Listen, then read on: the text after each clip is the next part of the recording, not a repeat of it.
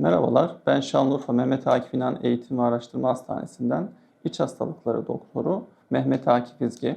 Ramazan ayında oruç tutacak şeker hastaları Ramazan öncesi mutlaka hekim görüşü almalı ve dikkatli olmalılar.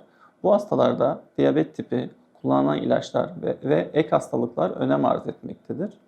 İnsülin kullanan ve insülin salgılatan oral antidiyabetikleri kullanan hastalar daha sık kan şekeri takibi yapmalı ve daha sık doktor kontrolünde olmalılar. Doktor tarafından insülin doz ayarı ve kullanılan ilaçların düzenlemeleri yapılır. Bazı ilaçlar sahura, bazı ilaçlar iftar sonrasına bırakılır.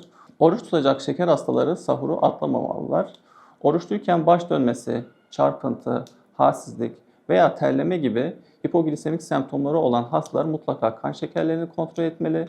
Eğer hipoglisemik bir durum varsa, kan şekeri düşüklüğü bir durumu varsa yanlarında taşımış oldukları hurma veya küp şeker gibi atıştırmalıklardan almalılar.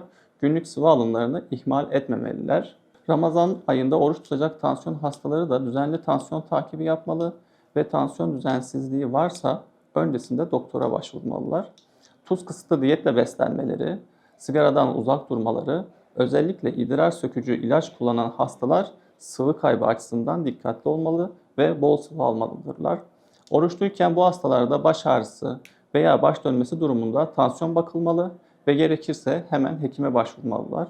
Şimdiden tüm hastalarımıza sıkıntısız hayırlı Ramazanlar dilerim.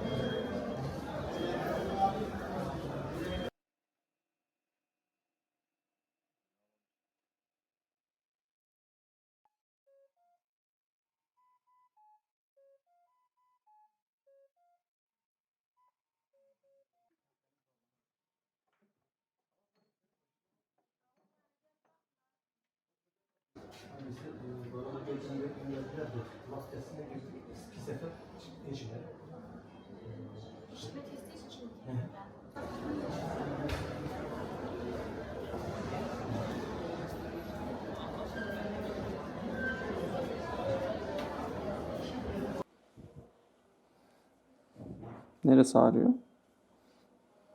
Şu bölge mi? Evet.